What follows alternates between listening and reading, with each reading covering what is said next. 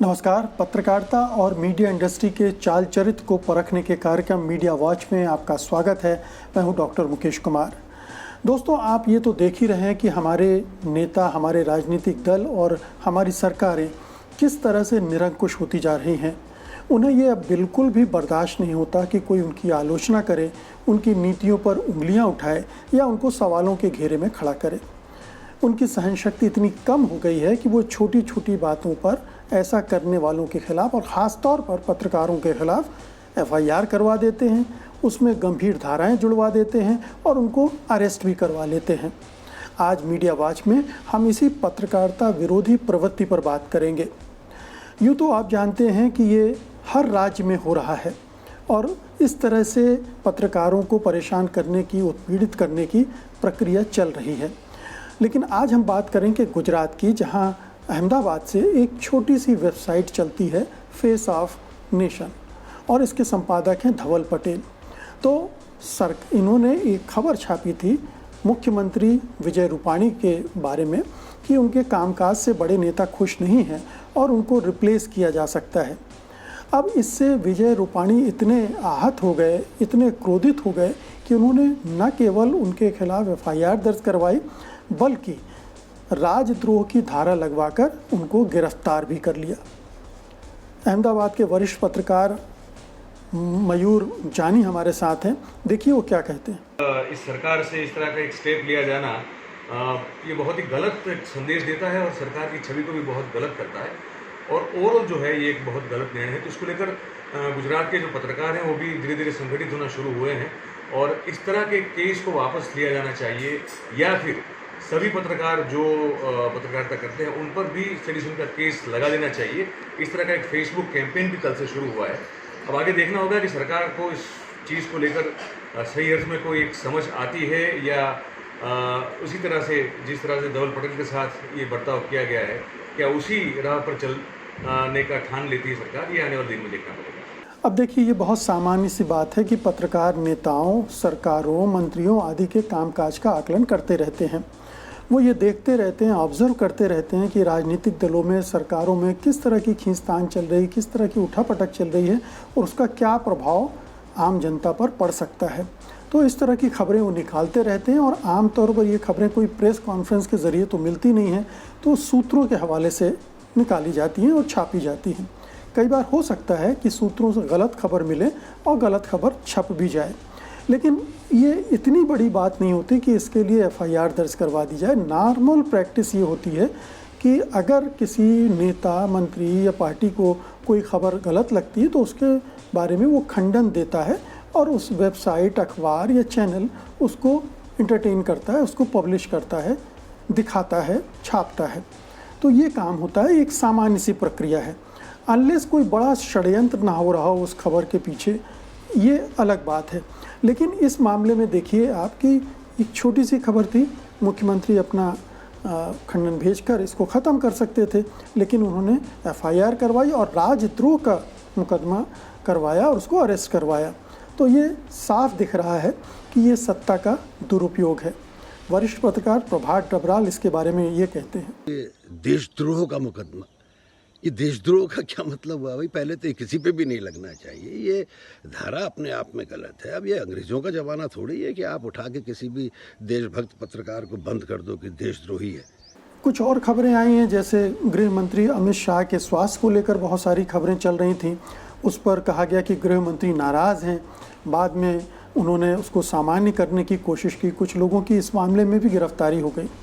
एक और बड़ा मामला भी आया है कि इंडियन एक्सप्रेस के एक पत्रकार ने एक बड़ी खबर की कि मौलाना साद जो तबलीगी जमात के नेता हैं, उनके बारे में एक ऑडियो क्लिप जारी हुआ था, फैला था, वायरल हुआ था, जिसमें वो कह रहे थे कि तब जो जमात के लोग हैं वो इकट्ठे हों, सोशल डिस्टेंसिंग को फॉलो ना करें वगैरह वगैरह। लेकिन इस रिपोर्टर ने ये खबर निकाली कि दरअसल वो जो ऑडियो क्लिप थी वो कई 20 ऑडियो क्लिप को जोड़कर बनाई गई थी और वो फर्जी थी। और ये जो खबर निकाली उन्होंने वो पुलिस अधिकारियों की मीटिंग किसके ज़रिए निकाली। अब ये खबर पुलिस के अधिकारियों से ही निकाली गई थी। बाद में जो गृह मंत्रालय का bureau of police research and development BPRD है, उसकी वेबसाइट में एक फेक न्यूज़ पर एक बुकलेट भी प्रकाशित की गई 40 पेज की, जिसमें मौलाना साद के इस ऑडियो क्लिप के बारे में भी चर्चा थी फेक न्यूज़ के संदर्भ में। अब देखिए आप कि पुलिस की मीटिंग में चर्चा होती है, वेबसाइट पर यह खबर डाली जाती, बाद में उसको उतार लिया गया जब ये खबर फैली तो अब रिपोर्टर ने तो ये रिपोर्ट किया, उसने कोई गलत काम नहीं किया, लेकिन पुलिस उस पर सवार हो गई। उसने सम्मन भेज दिया कि आप हाजिर होइए तुरंत और सफाई दीजिए, नहीं तो आपको 6 महीने की जेल हो सकती है, आपके खिलाफ आपके फाइन हो सकता है।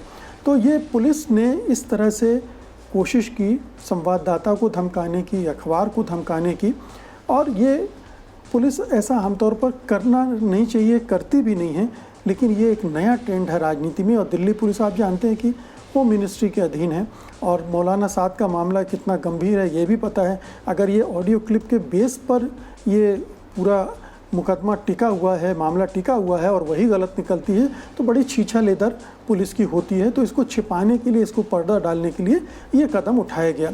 अब ये विशुद्ध रूप से धमकाने वाली कार्रवाई है। एक बार फिर वरिष्ठ पत्रकार प्रभात डबराल की टिप्पणी।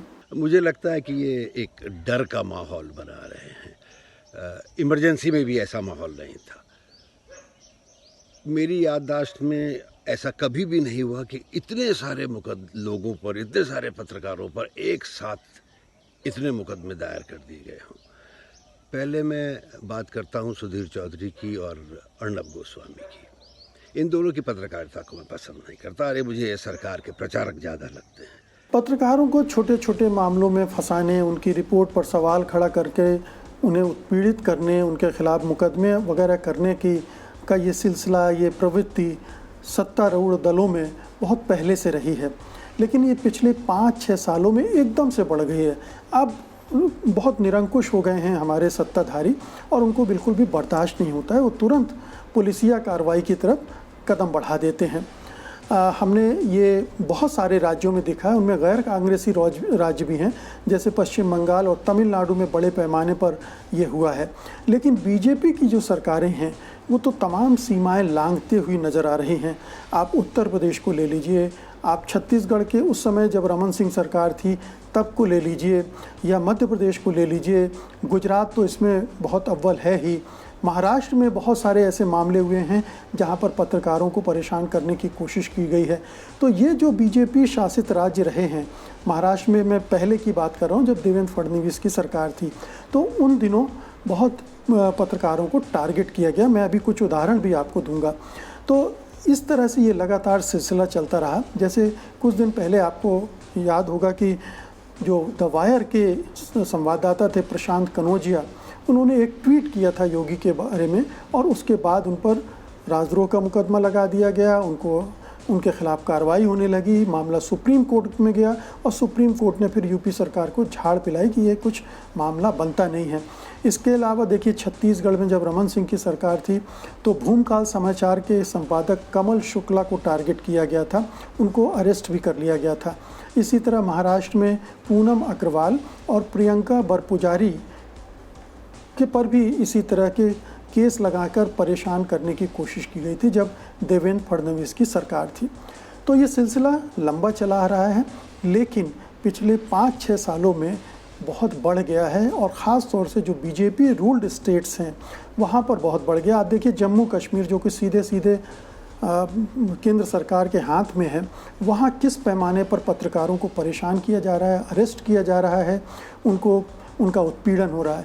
असम में भी इस तरह के उदाहरण सामने आए, वहाँ भी बीजेपी की सरकार है। तो ये कुल मिलाकर बीजेपी में ज़्यादा टेंडेंसी दिखती है, क्योंकि ज़्यादा सत्ता उसके पास आ गई, ज़्यादा अधिकार आ गए हैं। लेकिन दूसरे राज्यों में भी ये टेंडेंसी है पत्रकारों को परेशान करने की। ये लोकतंत्र विरोधी है, संविधान विरोधी है, समाज विरोधी है। इसके लिए सबको खड़ा होना पड़ेगा। अगर समाज खड़ा नहीं होगा, यदि पत्रकार बिरादरी नहीं खड़ी होगी, तो होगा ये कि धीरे धीरे जो थोड़ी बहुत पत्रकारिता हो रही है वो भी ख़त्म हो जाएगी, और आलम ये हो जाएगा कि इन निरंकुश शासकों का एकाधिकार हो जाएगा मीडिया में, और आपको सच्ची खबरें मिलेंगी नहीं। तो सच्ची खबरों को बचाने के लिए ये ज़रूरी है कि इसका इन निरंकुश प्रवृत्तियों का विरोध किया जाए और मीडिया को सपोर्ट किया जाए। तो मित्रों, ये था आज का मीडिया वॉच, मीडिया के चाल चरित्र को परखने का कार्यक्रम। उम्मीद है कि आपको पसंद आया होगा और आप इस वीडियो को लाइक करेंगे, शेयर करेंगे और इस चैनल को सब्सक्राइब भी करेंगे। आपका बहुत बहुत शुक्रिया, धन्यवाद, नमस्कार।